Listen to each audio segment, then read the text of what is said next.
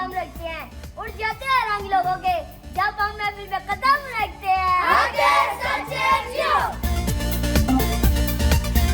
जब टीचर देखती है कहती हैं छोटा पैकेट में बड़ा धमाका है यार, ये तो फुल पिंडी बॉयज ला गया।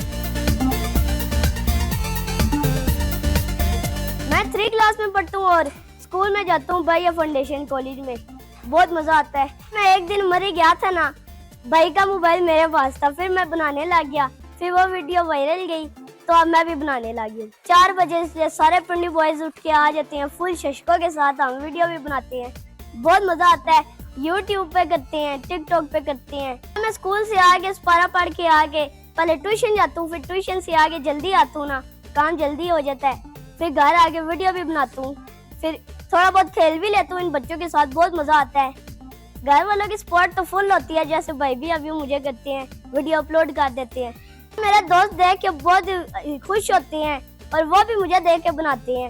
मैं तो पायलट बनना चाहता हूँ, अगर मौका मिला तो वीडियोस भी बना लूंगा फुल शशकों के साथ आसमान में जाके। 1 साल हो गया है और रोज की 2 वीडियो बनाते हैं। अभी तो मुझे पता नहीं होगा इतनी ज्यादा बन गई है शेर वाली, बहुत ही मैं शेर और शायरी करता हूँ। फिर ये पीछे आके सच्चे जियो बोलते हैं मेरे दोस्त।